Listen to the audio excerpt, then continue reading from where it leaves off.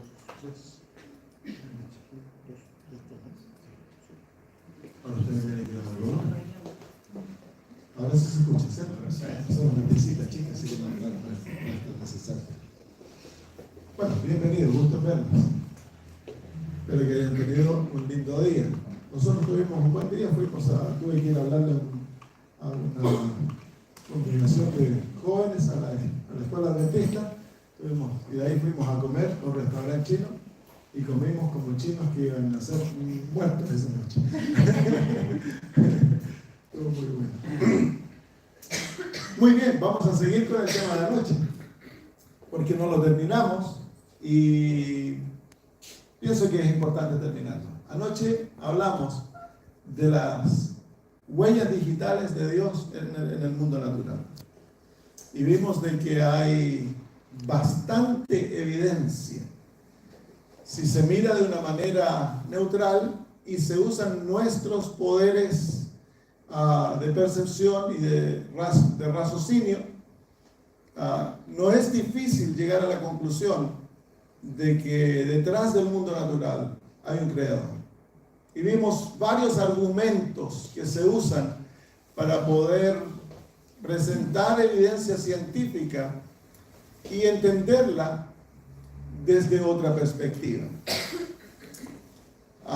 Hoy vamos a mirar más al aspecto personal y al aspecto sociológico. Y el primer punto que vamos a ver esta noche es la realidad de valores morales que son intrínsecos y universales. Dr.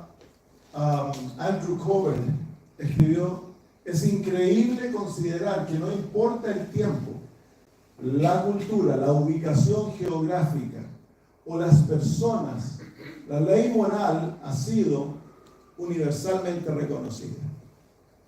Cuando hablamos de la ley moral, estamos hablando de un conjunto de leyes, o se la llama también ley natural, un conjunto de leyes morales objetivas que definen universalmente el bien y el mal. Sociólogos se han dado cuenta de que a través de las edades y de las distintas culturas y posiciones geográficas, géneros, hay ciertos códigos morales que son universales. Y esto especialmente llegó a flote cuando, después de la Segunda Guerra Mundial, comenzaron a juzgar a los perpetradores de tanto crimen contra la humanidad durante la Segunda Guerra Mundial en la ciudad de Nuremberg.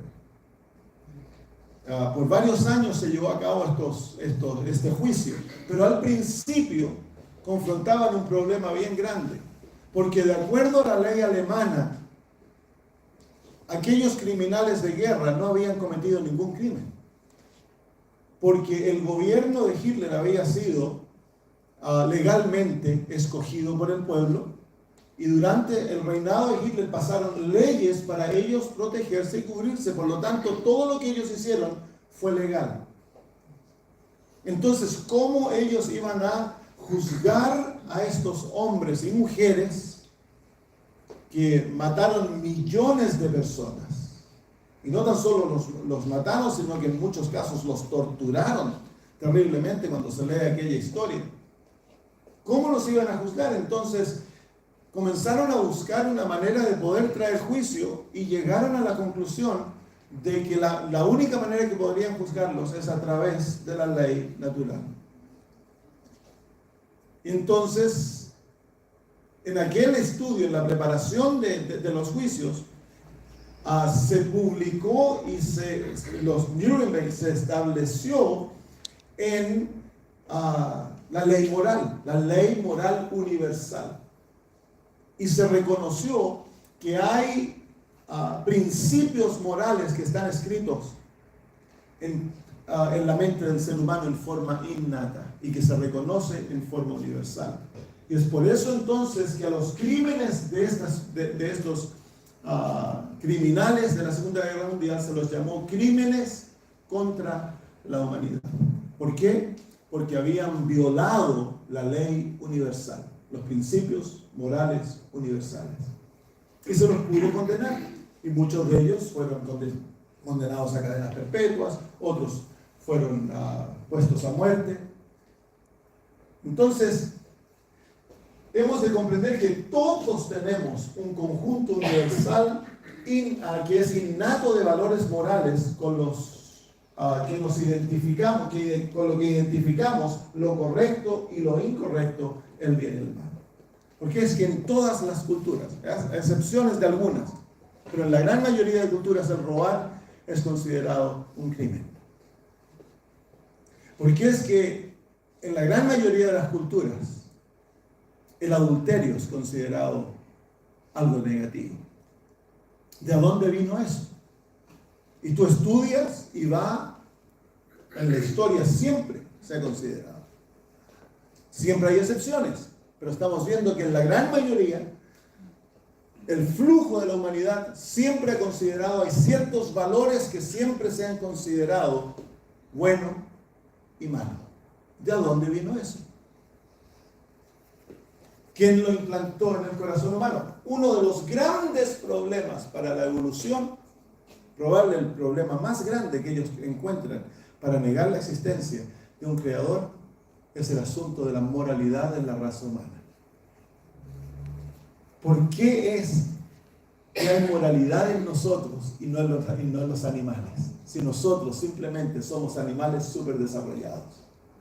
¿De dónde vino eso? Tratan de dar respuestas, pero la realidad es que las respuestas no satisfacen. Nuevamente, el doctor Corbett dice, esto tiende a confirmar que toda la creación lleva las huellas dactilares de un creador que es fundamentalmente bueno y correcto. Es decir, cada uno de nosotros comparte un conocimiento de lo que está bien y lo que está mal, no solo porque nos enseñen o nos condicionan para aceptar estos valores, sino porque nacemos con ellos. Hay valores innatos.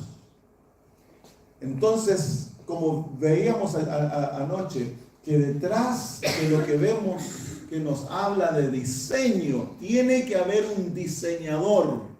Porque eso es lo normal, ¿no? Si tú miras una computadora, inmediatamente te das cuenta que hay diseño, y diseño demanda un diseñador. Información demanda una mente inteligente. Bueno, moralidad demanda un legislador. Alguien que ha diseñado la moralidad y ha puesto en el corazón de sus criaturas aquello que es bueno y aquello que es malo. La Biblia ya reconocía esto cuando el apóstol Pablo dice, porque cuando los gentiles son los que no tienen el conocimiento de Dios como les había dado a los judíos o a los cristianos primitivos. Dice, cuando los gentiles que no tienen ley, esa es la ley escrita, los 10 mandamientos escritos, que es la ley moral dada por Dios, hacen por naturaleza lo que es de la ley, estos no teniendo ley, son ley a sí mismos.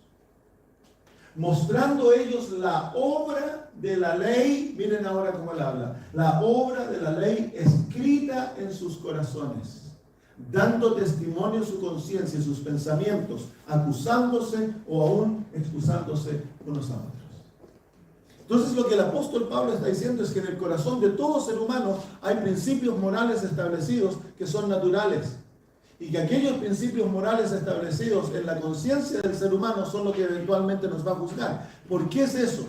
Porque la Biblia nos habla de que Dios nos creó libres, y porque somos libres, entonces la libertad demanda accountability, dar cuentas. El que nosotros hemos de ser responsables por nuestros hechos. Si no hubiera moralidad, si no hubiera ley, entonces no habría responsabilidad. Tú puedes hacer lo que tú quieres, morirte y no le das cuenta a nadie. Entonces eso es lo que no le gusta a muchos seres humanos. Queremos vivir, hacer como nos plazca, desaparecernos y se acabó, pues. La Biblia no habla de eso. La Biblia claramente muestra que cada ser humano es responsable ante Dios por sus hechos. y un día va a dar cuenta por ello. Y eso tan solo puede ser una realidad si es que hay ley. Si no hay ley, entonces es anarquía, ¿no? Bueno, entonces de ahí pasamos a la rama personal, al aspecto personal. Lo mencioné anoche, la realidad de que hay en este mismo momento, cuando nosotros estamos sentados aquí, hay millones de otros seres humanos que de una u otra manera están en relación con Dios. Y el mundo científico quiere ignorar aquello, lo que es subjetivo. ¿Subjetivo se llama? Sí. La experiencia personal. Porque hay un aspecto en la espiritualidad de que se le escapa de las manos a la ciencia. Porque la ciencia puede medir y hacer aquello que es tangible, aquello que es real, aquello que se puede tocar y pesar. Pero hay algo que se escapa de la ciencia, que es la realidad espiritual. Pero es que no podemos negar que hay una realidad espiritual, que todo ser humano tiene necesidades espirituales. Y que en este mismo momento y a través de la historia, miles de millones de seres humanos han dicho que ellos han entrado en una relación con Dios y que esa relación con Dios los ha transformado. Yo contaba la historia esta mañana a los jóvenes de que yo conocí a un hombre llamado Robert en Polonia, en la cárcel de alta seguridad. Él en su tiempo había sido el más buscado de Polonia, tatuado desde la cabeza a los pies, condenado a 24 años de cárcel. Yo tuve el privilegio de bautizar a aquel hombre en la cárcel. Se entregó su vida transformada totalmente de ser un criminal, asesino, buscado por la ley, iba a ser un hombre de paz, de bien. Y él fue llevado a Jesús a través de otro criminal en la cárcel, que él está en cadena perpetua, nunca más va a salir porque era tan re malo. Pero ahora ya no son malos, son hombres cuyas vidas han cambiado. ¿Y cómo cambió? Cambiaron porque entraron en una relación personal con Dios. ¿Cómo podemos negar eso? No se puede negar. Entonces es ahí donde la ciencia queda corta. Porque la ciencia no puede medir esa relación espiritual. Pero sí la ciencia podría ver de que aquel que, como una vez se encontraron, había un grupo de turistas en Fiji. Eran americanos. Y se encontraron con un nativo de Fiji que venía saliendo de la iglesia y los turistas comenzaron a hacerle burla. Le hicieron preguntas, y tú crees en Dios, es porque tú necesitas a Dios, pero realmente eso es un producto de la imaginación. Y eventualmente el hombre se cansó y le dijo, tú no tienes Dios, pero agradece que hay un Dios en los cielos, porque si no hubiera Dios, yo te habría matado y comido, le dice. Culturas enteras han sido transformadas por el conocimiento de Dios. ¿Cómo podemos negar aquello? Sociedades completas han sido totalmente transformadas. Tú ibas al siglo XVIII, siglo XVII, y Vanuatu, Fiji, estaba habitado por gente. Entonces, el mundo espiritual da una dimensión que es muy difícil científicamente, pero se puede ver los resultados. Se puede ver lo que ha pasado en la vida. Hay una relación personal, dice, la Biblia dice, esto lo escribí en inglés. Dice, me buscarás y me encontrarás cuando me busques con todo el corazón. Entonces Dios dice que nosotros podemos encontrarle, si deseamos encontrarle. ¿Será que aquellos científicos que están desafiando la existencia de Dios no se han encontrado con Él porque no le han buscado? O, tristemente, muchas veces, y es la realidad, en la gran mayoría de los casos, se niega la presencia de Dios porque se ha crecido en círculos cristianos muy negativos. Entonces, personas como mi amigo de 97 años que yo les conté la historia, han escogido no creer en Dios. y dedican entonces su existencia para probar aquel punto. ¿Cuán personal puede ser la relación con Dios? Les cuento una historia personal. Esta es una estación de servicio que está en un lugar en Sydney que se llama las Montañas Azules. No son montañas, pero ellos le llaman montañas. Son cerritos comparados a estas montañas, donde no sé dónde están las montañas allá. Esas son montañas, esas no alcanzan ni a 1000 metros de altura, 1100 metros de altura. Pero le llaman montañas azules porque está llena de eucaliptos y el eucalipto se emite un gas cuando hace calor y a la distancia se ven azules. Son bonitas. Entonces, hasta los pies de las montañas, de los cerros, yo trabajaba como pastor en este lugar, tenía 2 iglesias y tenía que ir a hacer una visita y en esos días no había GPS. Entonces, y no andaba con mapa, en esos días teníamos nosotros un libro que tenía todas las calles de Sydney. Entonces uno buscaba y llegaba, era más difícil, pero igual uno se lo hacía. Pero no lo andaba trayendo, entonces me paré aquí, justo aquí, en esta parte de aquí, un poquito más allá, y oré. Y le dije, Señor, ando buscando esta dirección y no sé dónde está. ¿Me podrías tú llevar? Inmediatamente un pensamiento vino, ándate al semáforo, dobla a la izquierda. Así que salí andando, doblé a la izquierda. Doble inmediatamente a la derecha. Había una callecita después del semáforo, doblé a la derecha, la seguí. Después de un rato, doble a la izquierda, vas a cruzar un puente que estaba sobre la línea del tren. Y lo hice, doblé a la izquierda, crucé un puente sobre la línea del tren, seguí andando, después de un rato doble a la derecha. Doblé a la derecha y ahí estaba la calle que yo estaba buscando. Entonces, si no hay Dios, es imposible para mí encontrar la calle que yo no sé dónde está. ¿Quién fue el que me dirigió? Esa fue una de las historias que yo le conté al físico, que me estaba desafiando. Le conté la historia del físico que estaba desafiándome. Cada milagro que le contaba, él trataba de explicarlo. Y le conté esta historia y se quedó callado. Después de esto, yo tenía que ir a hacer otra visita que estaba más o menos a 1 hora.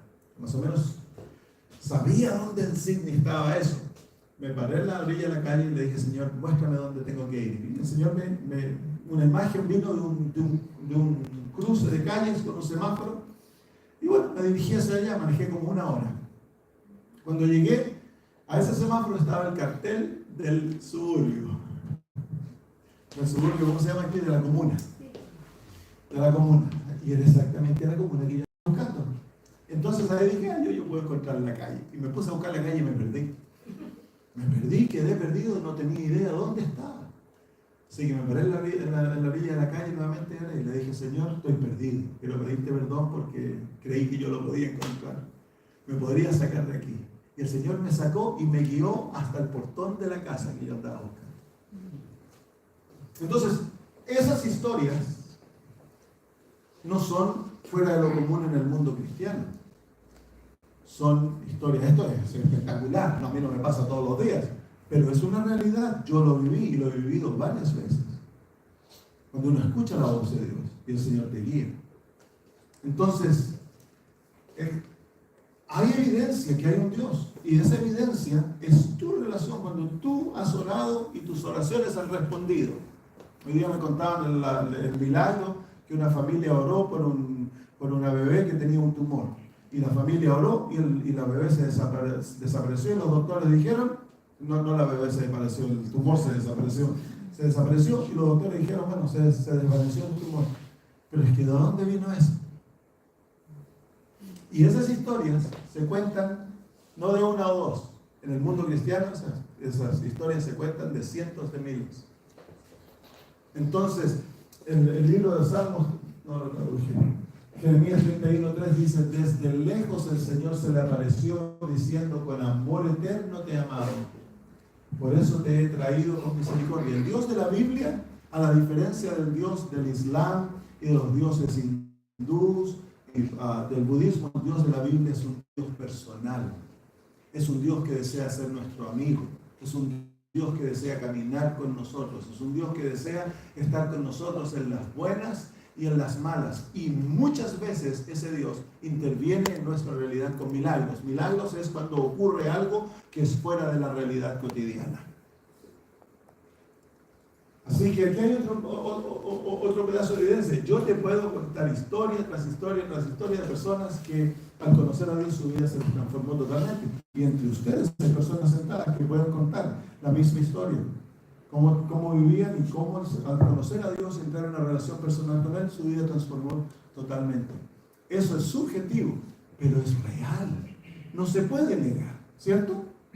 Es real. ¿Cómo puedes tú negar aquello? Es real. Y ahora vamos a ver la realidad de lo sobrenatural. Eso es otra cosa que pone tan nerviosos a los científicos. Aquello que ocurre milagroso. Y tratan de negarlo, Yo no estoy en contra de la ciencia. A mí me encanta la ciencia.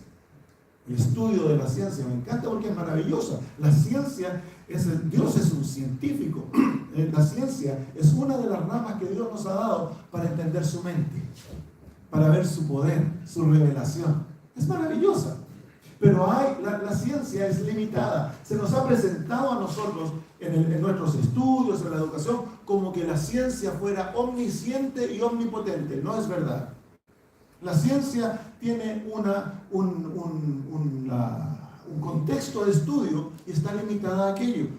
Por eso tenemos teología, filosofía, artes, música, y tenemos todas estas ramas de la educación. En todas ellas juntas son lo que revela a Dios, porque Dios es músico, Dios es matemático, Dios es científico, Dios es todo aquello. Y no es una sola rama que nos ayuda a revelar a Dios, es todas las ramas en conjunto que nos dan una revelación completa de Dios. Entonces no hemos de ver a la ciencia como la última chupada del mate, por linda que sea, ¿no? La ciencia es limitada y hay aspectos de la ciencia que nunca van a revelar a Dios. Veamos entonces la realidad sobrenatural, y aquí estamos hablando de milagros. Hay realidades sobrenaturales, espirituales, que son reales. Por ejemplo, la existencia de espíritus, de ángeles, es real. Yo he tenido que orar por personas que han sido poseídas por malos espíritus y no están locos, no han perdido su mente, están poseídos por otro ser, otra mente. Y al orar por ellos son libertados y llegan a ser seres totalmente normales, sin medicamento, sin tratamiento. Están locos, tú los ves, te están a punto de matar, te hablan con otras voces, los ojos se les van para atrás. Hay un ambiente tenso, terrible en el lugar, se ora, se canta por ellos y después de media hora, una hora, quedan libres totalmente. ¿Cómo explica eso la ciencia? Pero aquí te voy a dar algo de más fácil, porque eso puede que te mueva la silla tan fuerte que te haga sentir incómodo. Pero mira, la Biblia dice, clama a mí y yo te responderé. Y te revelaré cosas grandes e inaccesibles que tú no conoces. Eso es un milagro. Es la intervención divina de tal manera que es fuera de lo común. Esta es mi hermana Olga. Aquí están mis dos hermanas. Dos de mis hermanas. Yo tengo 1, 4, 5. Habíamos 6 hermanas. Escuchen, un montón. Ahora ya 2 han bajado al descanso. Mi hermana mayor, Vicky, bajó al descanso hace unas semanas. Claudio es el hijo de ella, él es mi sobrino, pero sobrino más viejo que yo, 2 años mayor. ¿Cómo está eso? Nunca me quiso llamar tío. Y después están mis hermanas, porque mis 2 primeras hermanas eran del primer matrimonio de mi papá, y va a venir una de ellas el miércoles. Rasmi también viene, y ellas son las que, bueno, nacieron de mi mamá, hermanas completas. Bueno, mi hermana Olga, ella es científica, ella tiene un doctorado en ciencia. Y hubo un tiempo, ella creció en un hogar cristiano, pero como toda buena científica, ella creía que se las sabía todas. Y cuando fue a la universidad, muy temprano en su vida, ella deseó separarse de Dios y vivir su vida. Y luego llegó a Australia. Australia es una sociedad muy secular. Y fue a la universidad, y en la universidad se volvió atea. Cuando nos juntábamos era para puro discutir. Imagínense un teólogo con una atea. Ella trataba de probarme por la ciencia y yo por la Biblia. Nunca pudimos probarnos el uno al otro. Nos queremos mucho. Bueno, ella comenzó en el camino con el conoció a un profesor adventício que llegó a ser uno de sus mentores en su tesis, y él le ayudó mucho a abrir su mente en cuanto a esto. Comenzó poquito a poquito a investigar la existencia de Dios. Pero un día, ella cuenta la historia, ¿te acuerdas que la contó cuando fue a nadar con un novio? Se fue a nadar a la playa de Bondi, que es una playa muy famosa en Australia. Era muy temprano en la mañana, los dos entraron a nadar y una corriente se los llevó. El novio pudo nadar, salirse a la corriente, se olvidó de ella y se subió a las rocas y dejó que ella, bueno, que la suerte se la llevara. La corriente se la llevó muy adentro. No había salvavidas, era muy temprano. Nadie la vio, casi no había gente en la playa. Y mi hermana luchó y eventualmente no pudo hacer más y comenzó a hundirse. Y ya estaba perdiendo su conciencia cuando ahí se acordó de Dios. Y le dijo: Señor, si tú existes y me salvas, te doy mi vida. Lo próximo es que sintió dos grandes manos que la tomaron de la cintura y luego abrió sus ojos, estaba en la playa mirando hacia el cielo. ¿Existen los milagros? Bueno, ella es testimonio de los milagros, pues. Sintió las manos de Dios que la salvaron. Los milagros son reales. Yo te puedo contar milagros cotidianos. Hace 3 semanas, porque yo les conté que yo no recibo sueldo. Entonces yo oro. Cuando tenemos necesidad, yo oro, se los traigo al Señor y le pido que Él provea, porque Él es mi jefe. En el año 2012, yo era pastor pagado y el Señor iba viajando y el Señor me dijo: hijo, quiero que vengas a trabajar por mí. Pero si yo vengo trabajando por ti por 13 años, no, ahora yo voy a ser tu jefe y yo te voy a pagar tu sueldo. Ah, ya, muy bien. Entonces me retiré, dejé mi sueldo y nos fuimos en una vida de descubrimiento de lo que es vivir con Dios. 4 semanas atrás, antes de viajar a Australia, tenía que pagar arriendo. El arriendo semanal en Australia, donde nosotros vivimos, $700 por semana. $1,400 a la quincena es lo que yo pago, con 80 centavos. Miré mi cuenta y, como es muy común en mi cuenta, había cero. Ya he aprendido a vivir, yo no me preocupo. Yo he viajado a países sin plata. Así que les puedo contar tantas historias. Bueno, era lunes de noche, el martes me sacan a mí automáticamente los $1,400 con 80 centavos de mi cuenta. Yo me arrodillé y le dije: Señor, no hay dinero, mañana tengo que pagar la cuenta.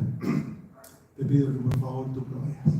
Gracias, me fui a acostar, nada de ansioso, dormí como que fuera el hombre más rico del mundo. Mi esposa puede dar testimonio, ella está aquí. En la mañana desperté, fui a la cuenta del banco, había $1,410. ¿Quién respondió a esa oración? Yo no le cuento mis necesidades a nadie, nunca pido dinero. No compro nada en deuda, nada. Todo lo que yo tengo, bueno, la ropa, la gran mayoría de mi ropa me ha sido regalada. ¿Ustedes vieron la corbata roja que andaba ayer? Sí.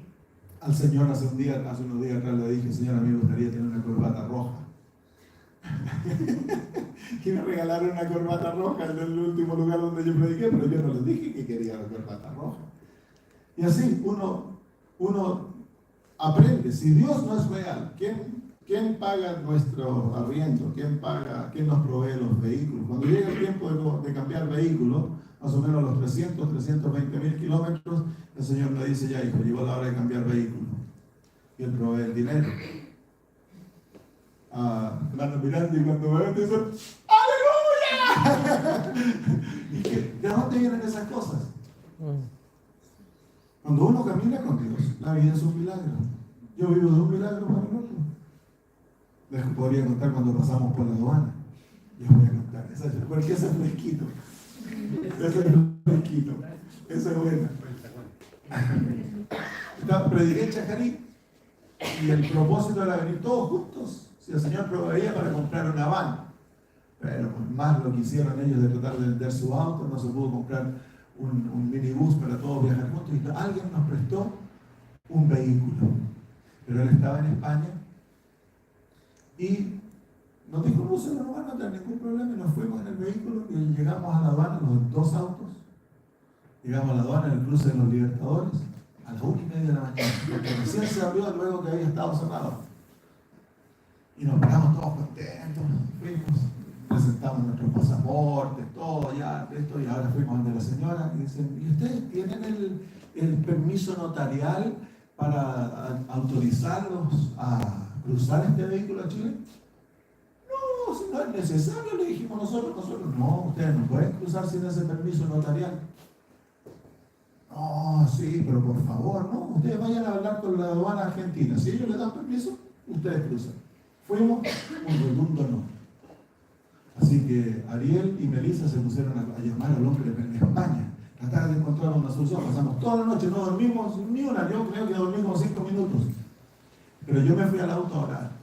Pedirle, Señor, por favor, abre las puertas, que yo tengo que llegar a predicar, por favor. Pasamos toda la noche, ¿no? Ellos tratando, también orando, y yo orando. Como dice mi mamá, full time.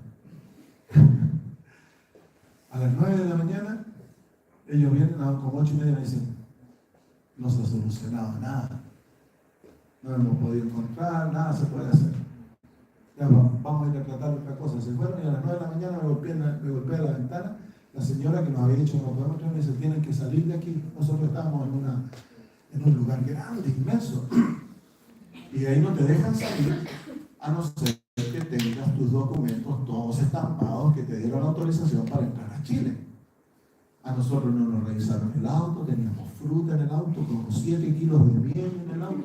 Estábamos esperando ver que lo revisaran. Bueno, tienes que salir de aquí. Estábamos en 2 autos. ¿Y por qué? Le digo yo, porque vamos a poner camiones en este lugar y ustedes no pueden estar aquí. Así que salgan y se estacionan allá afuera. Y yo le digo, sí, pero no podemos salir porque ese hombre nos va a pedir los documentos. Y dice, no, yo hablo con él. Salimos y ya estábamos afuera de la van, al otro lado. Yo seguía orando, Señor, por favor.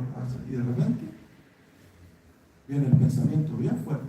Ya estás afuera de la aduana. Acaban de cambiar el turno. Se fueron todos los que sabían tu problema. Después de decir, nadie te va a hacer problema. Así que salí corriendo de arriba y me fui a buscar a ellos. Y aquí estamos hoy día. No nos sacaron ni la fruta ni la miel. Es increíble. ¿De dónde viene eso? Las cosas que parecen imposibles. Cuando tenemos a Dios a nuestro lado, no hay nada imposible. Nosotros nunca estamos ansiosos. Nunca, porque hemos experimentado a Dios. Lo más duro que hemos pasado fue con nuestros hijos, hemos pasado cosas terribles. Bueno, cuando yo comencé a vivir por fe, yo pensé que todo me iba a ir bien, pero por un par de años el Señor nos probó para ver cuán cometidos estábamos, determinados estábamos a hacer su voluntad. Tuvimos que vivir con parientes, creían que yo me había vuelto loco. Mi mamá lloraba cuando me veía, que estás loco, que perdiste la cabeza, ándate de vuelta a ser pastor y así todo eso. Pero eventualmente todo eso salió porque el Señor abrió las puertas. Así que la realidad de lo sobrenatural, de los milagros, es real. Es real. ¿Y de dónde viene aquello si no hay Dios? ¿Te fijas que la idea que no hay Dios es absurda? Esa es la realidad. El que nos hayan sacado a Dios de nuestra realidad ha dejado al ser humano totalmente vacío, sin propósito. Lo único que tenemos es el día.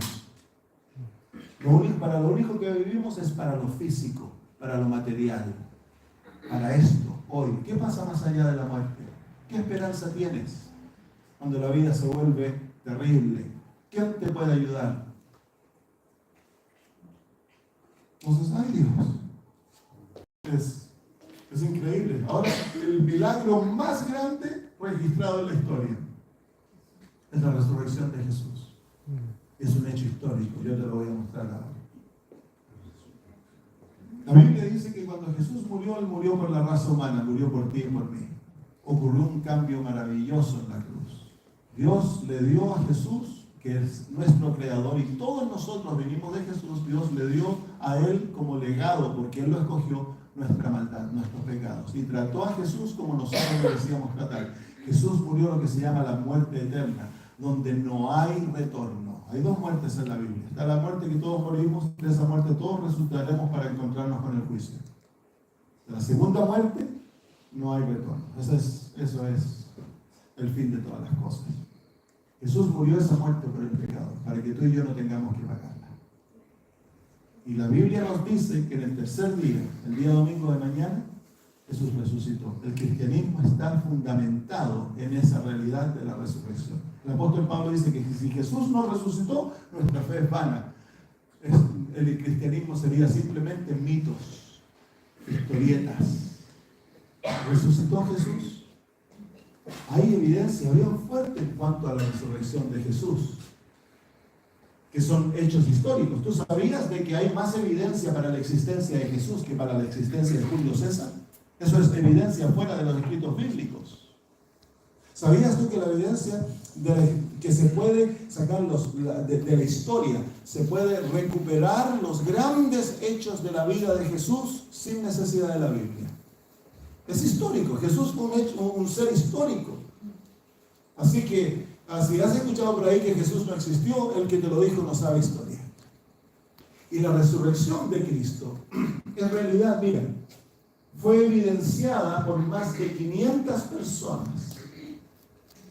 Y muchos de los testigos estaban vivos años después del evento. 500 personas.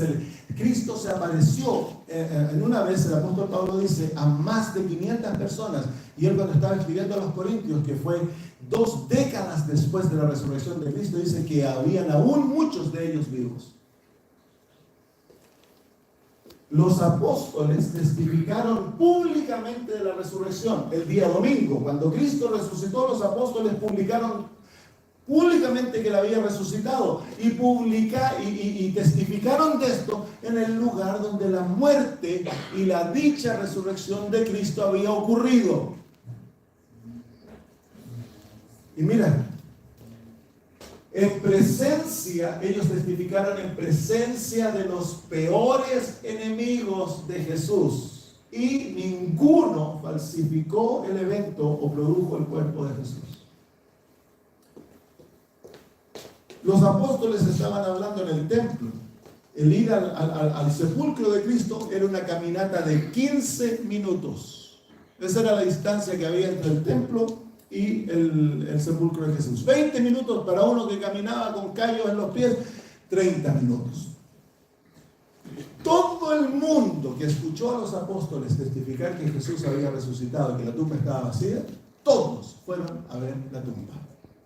Y ninguno se envalentonó para decir de que no era verdad. Ellos inventaron una historia de que el cuerpo de Jesús había sido robado.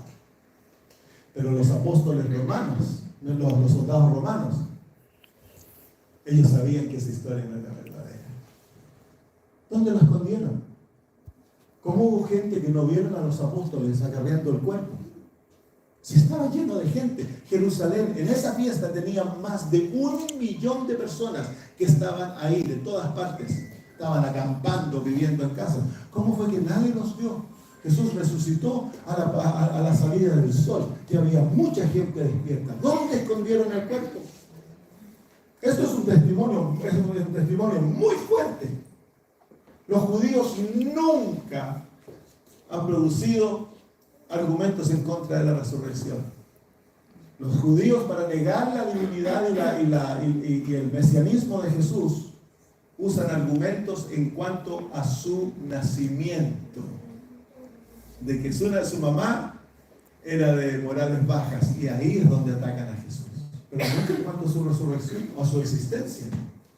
Todos los testigos estaban unidos y consistentes en sus historias de lo que habían presenciado, y la gran mayoría de ellos fueron a muertes violentas. Los apóstoles, excepto Juan, todos murieron muertes violentas, y ninguno de ellos nunca cambió la historia.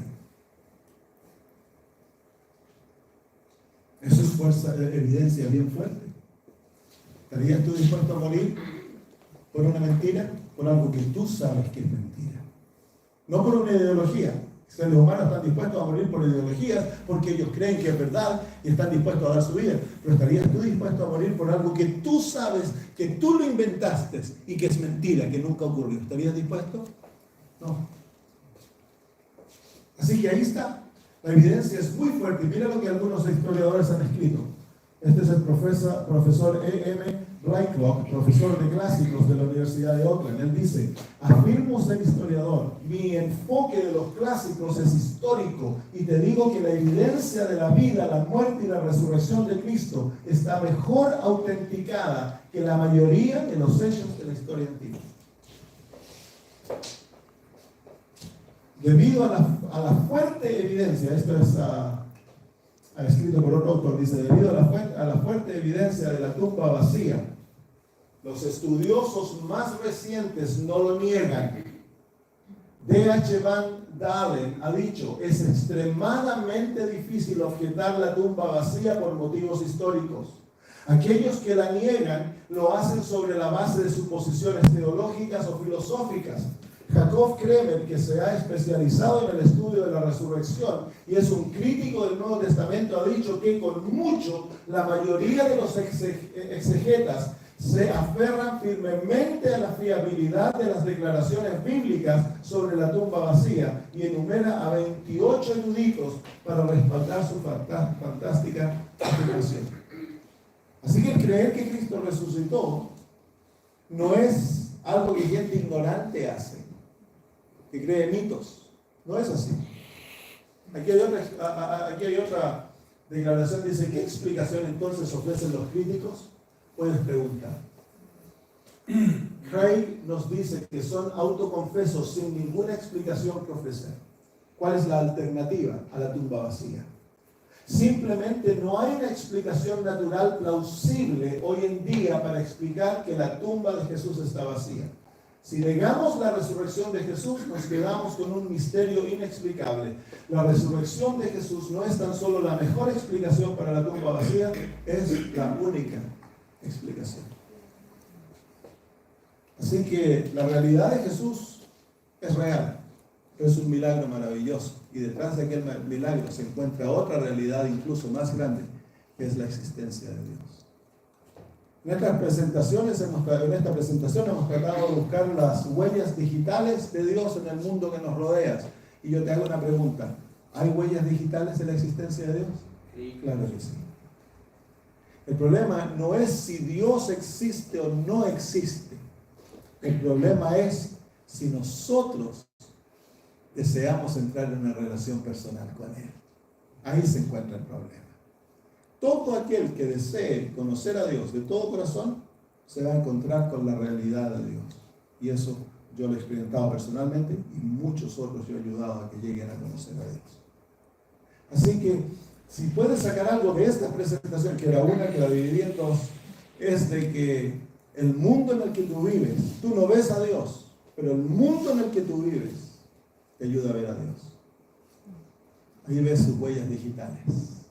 Está la evidencia clara de la existencia de un creador, y es de un creador moral, un creador súper inteligente que ama el arte, que tiene increíble gusto para combinar colores, que es un matemático, un músico, que es filósofo, que es teólogo, que tiene todas estas realidades, pero es un Dios personal que desea entrar en una relación contigo. En aquella relación contigo Dios está dispuesto a hacer lo más imposible por ti. Ser un compañero que camina junto contigo, alguien que te acompañe en las buenas y en las malas, uno que te va a hablar, que te va a decir cuánto te ama, que nunca te va a dejar. El que conoce a Dios como amigo nunca está solo. Y me gustaría invitarte a que conozcas a ese Dios, y eso es lo que vamos a hacer el resto de las noches. Te voy a mostrar cómo Dios es. Es un ogro, es un loco controlador, es un juez sentado en un trono que lo único que desea es castigarte porque has hecho lo malo.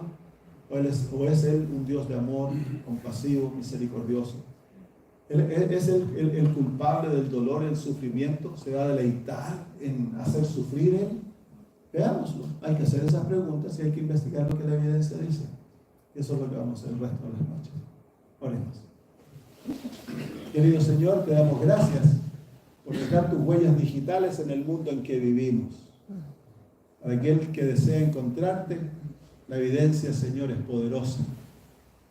Así como hemos visto, Señor, de que miles de millones de seres humanos alrededor del mundo han y hoy están viviendo una vida maravillosa contigo. Te quiero pedir, Padre, que si entre nosotros habemos personas que no te hemos experimentado, que abramos el corazón, Señor, para poder conocerte y que tú te reveles a nosotros. Gracias, Padre, llévanos en bien a casa y mañana tráenos, Señor, de vuelta. Lo pedimos por Jesús. Amén. Señor te bendiga, nos vemos mañana de noche.